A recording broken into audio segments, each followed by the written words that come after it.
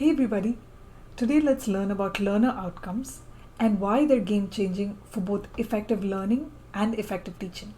Research has repeatedly shown that when students have clear learner outcomes, or as they're alternatively known, learning objectives or learning goals, they learn and retain much better from the course.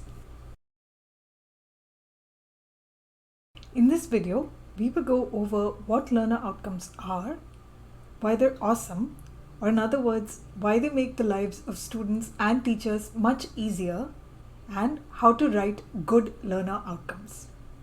If you're a teacher or a course designer, stick around for our bonus section where we will talk about the common pitfalls and criticisms of learner outcomes and how you can avoid them. A learner outcome of a course is a statement that tells the student what they will be able to do by the end of the course. It communicates something demonstrable and measurable. Number 1. They provide information about the course. Not marketing jargon, but simple and precise language about what skills, concepts, and techniques you can learn from the course. Number 2. They set shared expectations between learners and teachers. Often learners will sign up to a course lured by its title or the promise of its curriculum, but only much later realize that the course either does not provide them with what they're looking for or is simply not matched to their proficiency level. Good learner outcomes can provide both parties a common understanding of the main goals of the course and the direction and path to achieve them. Number 3, they help set a clear benchmark against which to analyze the impact of the course on the learner. A good learner outcome has 5 criteria. To start, it must be specific and clear. It must communicate what a learner must do in simple and precise terms in a language that is easy for the learner to understand.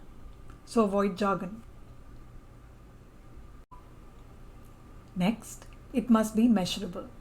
In the simplest case, it must be possible both for the learner as well as the teacher to determine whether or not the outcome was achieved.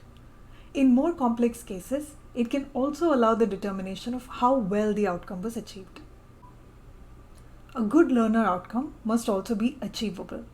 In other words, be sure to set realistic goals for students that can be achieved within the time frame of the course. Finally, a good learner outcome is one that is atomic. That is, it outlines a single goal rather than bunching up multiple goals together. To recap, a good learner outcome is specific, clear, measurable, achievable, and atomic. Another closely aligned set of 5 criteria, which is relevant to more general goal setting in organizations and equally well applicable to learner outcomes, is the SMART framework. It stands for specific, measurable, attainable, relevant, and time-bound goal setting.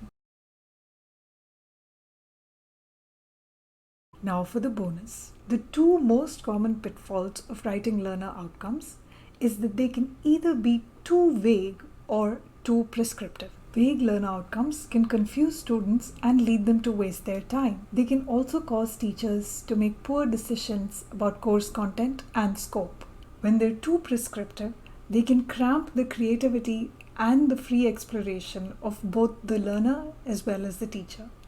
One way to avoid both of these pitfalls is to make use of Bloom's taxonomy while crafting learner outcomes. Bloom's taxonomy classifies learner outcomes into various levels, starting from lower level goals such as remembering and understanding to higher level goals such as analyzing and creating. To each level, it also suggests verbs or words that denote specific actions that can be used to craft learner outcomes. A good set of learner outcomes has a good mix of both lower and higher level outcomes, the latter of which allows for greater student creativity. Furthermore, the verbs provided by Bloom's taxonomy can also help keep learner outcomes clear and focused.